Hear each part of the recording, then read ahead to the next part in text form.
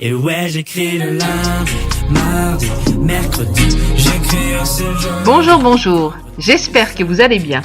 Aujourd'hui, j'ai le plaisir et la joie de recevoir Mick. Bonjour Mick. Bonjour Corinne. Alors dis-nous, pour ceux et celles qui ne te connaissent pas encore, qui est Mick et comment te définis-tu ? Alors oui, pour ceux qui me connaissent pas encore, alors mon nom de scène c'est Mick, ça s'écrit M-E-A-K, et j'aime me définir comme auteur, beatmaker et believer. Alors pour ceux qui comprennent pas trop, donc simplement le fait que auteur, j'écris des textes, j'aime beaucoup la poésie, donc j'écris des rimes, j'écris du rap. Beatmaker, c'est que je fais mes propres instrus, j'aime faire mes productions instrumentales moi-même. Et believer, tout simplement parce que je suis croyant, je crois, et j'aime notamment parler de mes croyances et de mes valeurs spirituelles à travers ma musique et à travers le rap notamment. Crois-moi que demain tu le remercieras.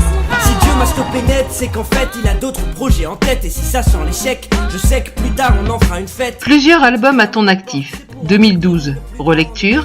2014, Plume à Scandale. 2016, Nuntius. Et 2019, Mon Critérium est incarné. Si dans chacun de ces albums, on retrouve le fait d'être en vérité avec soi-même, avec Dieu et avec les autres, et de ne pas s'éparpiller mais d'aller aux choses essentielles, il y a tout de même un vécu derrière chacun de ceux-ci. Tu peux nous en parler ? Alors oui, il y a du vécu dans ces 4 albums, et puis c'est marrant parce qu'on voit l'évolution aussi du personnage, de ma personne. 2012, c'est un album où j'exprime pas mal de choses vraiment qu'un jeune peut vivre, notamment le célibat. Je parle beaucoup de plein de problématiques qui étaient vraiment liées à cette étape de ma vie. Et puis en plus ce qui est marrant c'est que c'est dans un univers très Disney, donc on voit quand même le côté très jeune. Il y a plein de personnages Disney en fait qui parlent dans cet album. On se dit chaque matin que les choses doivent bouger, qu'on changera de boulot pour avoir d'autres projets. Faut faire un relooking, revêtir un autre style, fuir la routine, vivre dans une autre ville. Alors En 2014 donc dans Plume à Scandale, là je rentre un peu plus dans le vif du sujet. J'ai l'impression que ma plume notamment justement a un peu mûri. Est-ce que tu vois la zizanie que t'as fait naître? Tous ces mensonges que l'on peut émettre. Est-ce que tu vois les crimes que l'on peut commettre? Parce que t'es un très bon serviteur mais un si mauvais maître. Nuntius, j'ai décidé de vraiment entrer dans une autobiographie. Du coup, je raconte une histoire. C'est un véritable conte en fait cet album, avec un narrateur qui nous emmène étape par étape et qui nous fait découvrir un personnage qui évolue dans la vie, et c'est assez intéressant. J'ai changé de mine, elle a changé de fauteuil. Je vois qu'elle lève le menton pour voir ce qui est marqué sur ma feuille. Elle est curieuse mais sur ses gardes malgré tout. Elle sourit mais elle me regarde un peu comme on regarde un fou.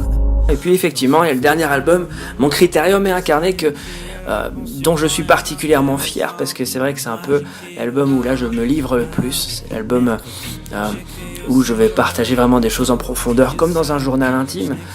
Même dans sa conception, en fait, c'est un album particulier parce que c'est un album pour lequel j'ai passé un cap. En fait, c'est que l'enregistrement, il a été fait dans un studio professionnel, et ça, c'est vraiment une étape très précieuse pour moi, parce que jusqu'ici, c'est des productions maison. Donc ouais, c'est vrai qu'il y a une évolution et il y a du vécu, et dans tous les morceaux, finalement, je m'inspire de ce que je vis au quotidien, et je pense que c'est ça qui intéresse les auditeurs. Tu vises un public large. Alors, ce qu'il faut savoir par rapport à mes albums, c'est qu'ils s'adressent vraiment à tous. Enfin, mon objectif, c'est vraiment que chacun, quel que soit son profil, quel que soit son parcours spirituel, s'y retrouve. C'est important pour moi que même au niveau des générations, en fait, que les plus jeunes comme les plus âgés s'y retrouvent. Notamment, plus particulièrement dans le dernier album, Mon Critérium est incarné, où j'ai vraiment voulu viser super large. Viser large et faire en sorte qu'on n'ait aucun complexe à le faire écouter à un ami non croyant, par exemple. Et puis si on chemine avec la foi depuis des années, on peut aussi s'y retrouver à travers certains textes. C'est important pour moi, et j'essaie de retrouver un petit peu ce côté très large, même dans mes concerts. Je suis vraiment ravi de voir les diverses générations, les grands-parents comme les enfants, venir assister au concert, parce que finalement ce sont des problématiques qui concernent tout le monde, et ça me fait vraiment plaisir en fait de voir que c'est une chanson, une musique plutôt accessible, et ça j'ai vraiment à cœur ça. Ils veulent plus de monnaie, ils veulent plus de monnaie, ils veulent plus de monnaie, moins de monnaie. 4 albums amènent de la popularité. Y a-t-il un danger à être populaire ? Et si oui, lequel ? Ouais, alors populaire, c'est vrai que moi c'est toute proportion gardée, je ne pense pas avoir une notoriété énorme, mais effectivement je vois l'évolution du public qui me suit, notamment sur les réseaux sociaux, et c'est vrai, bon, ça fait plaisir de savoir que sa musique est écoutée de partout et par de plus en plus de personnes, mais c'est vrai que je vois les dangers, notamment au niveau de l'orgueil, tellement tentant en fait de se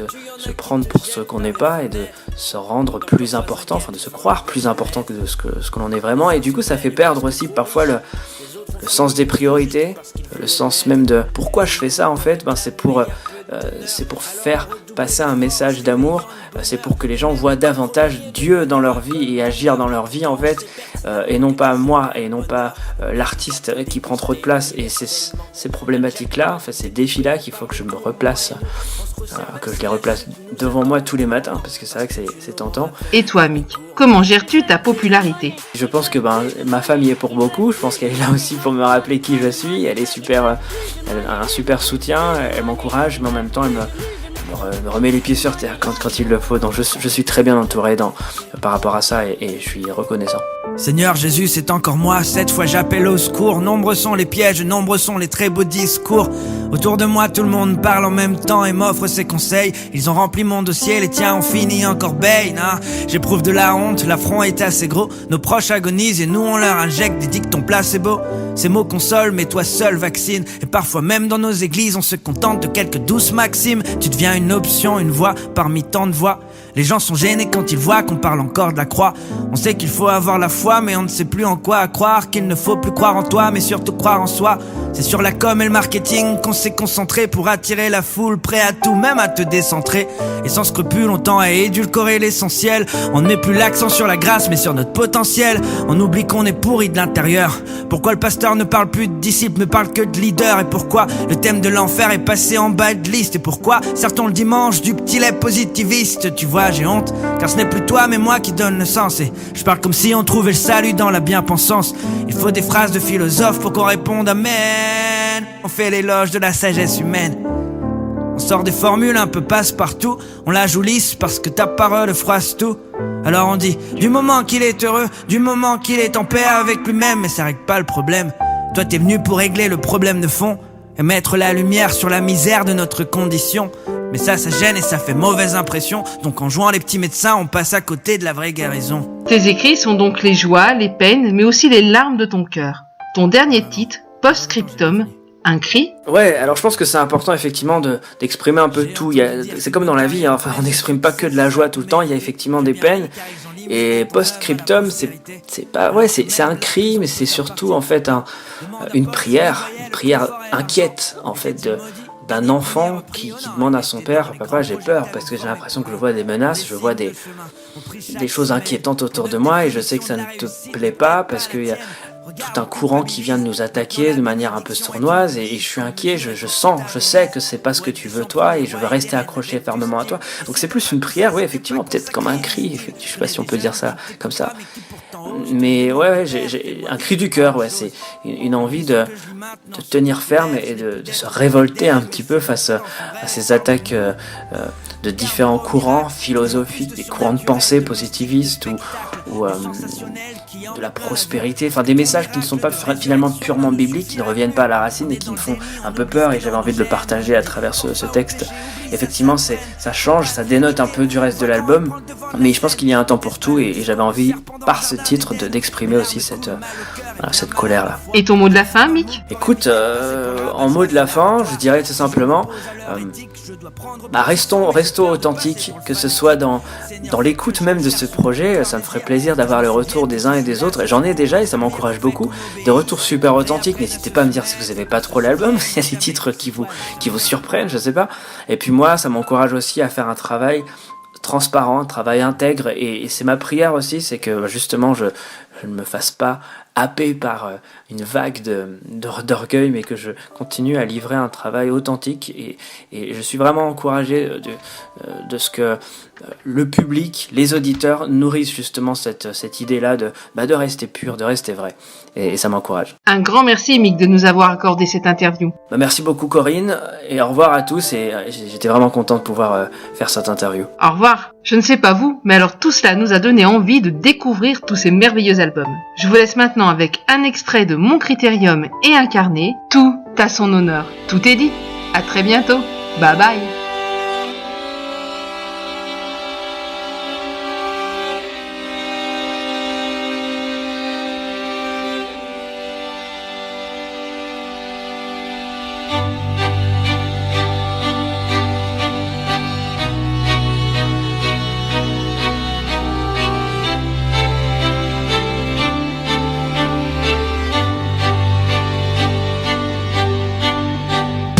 Père, quand je vois l'œuvre de tes mains, l'océan et le sable fin, oh quelle grandeur. Ouh, Père, les lignes et les couleurs des étendues peuplées de fleurs, c'est tout à ton honneur. C'est le jogging du matin, je souffle dans le temps, je suis méthodique. À droite, gauche, t'es rangé de sapin. Petite foulée, mes courses toniques. 1, 2, respiration. Éliminons les toxines et gonflons les poumons. Rigueur et discipline, j'en ai fait mon carburant. Je me laisse pas décourager par les autres plus endurants. Pendant que je trottine, je me régale du paysage devant moi. Celui que l'artiste là-haut dessine, celui qui colorie ses fleurs et ses bois, celui qui me donne le tout, qui coordonne le tout, qui forme, compose et contrôle le tout. Entouré de tes merveilles, je manque de superlatifs, alors je cours contemplatif. Waouh, ok. Père, les vents, les pluies et les tempêtes, l'immensité de ta palette, oh quelle grandeur. Père, les formes, les sons, les saveurs, des insectes jusqu'aux prédateurs, c'est tout à ton honneur. Yeah, yeah, yeah, yeah. Les phalanges sur le volant et le pied qui fait chauffer le moteur. L'autoroute est fluide, les voies sont vides, j'évite le trafic, c'est pour ça que je me suis levé de bonne heure. J'en profite et baisse les vitres. Monte le volume, coude sur la portière, l'esprit léger comme une plume. Je passe la 5e et j'atteins ce moment clé, celui où mon visage est caressé par le vent frais. Concentré mais distrait, je conduis l'œil sur la route et l'autre œil sur les belles feuilles, sur la verdure et ses couleurs pures. En matière d'œuvre d'art, la nature est ma valeur sûre. Les collines, les lacs, les reflets, les ombres, les nuages et les oiseaux qui voyagent en nombre. Entouré de tes merveilles, je manque de superlatifs, alors j'avance contemplatif. Waouh, ok. Père, les montagnes et les étoiles, l'aurore qui se dévoile, je vois ta grandeur. Hey, sommets et profondeurs, et les battements de nos cœurs sont tout à ton honneur. Fin de l'embarquement, j'ai la ceinture bouclée, la valise dans son compartiment. L'hôtesse devant fait les derniers ajustements, quand moi je demande si le départ est imminent. J'entends le commandant faire l'annonce, le gosse devant demande c'est quand que l'avion fonce. Tablette relevée, on est prêt, 3, 2, 1... Ok, on prend de la vitesse et le bruit s'amplifie. La ville paraît plus futile vue d'ici. Et tout qui défile vite, tout rétrécit. Le décor devient de plus en plus imprécis. Je sens monter l'adrénaline et mon voisin fait pas le mine. Et tout d'un coup tout s'anime aux 4 côtés du bolide. Et les roues ne touchent plus le sol. Ça y est petit, l'avion décolle et prend son envol. Et moi je m'isole et je plane à survoler les platanes. Je redessine les montagnes avec mes yeux et je m'enivre du bleu des cieux. Du haut je vois la terre que t'as faite, la mer que t'as faite, ce verre qui reflète ton œuvre parfaite. Mon Dieu quel artiste, je manque de superlatifs, alors je m'envole contemplatif.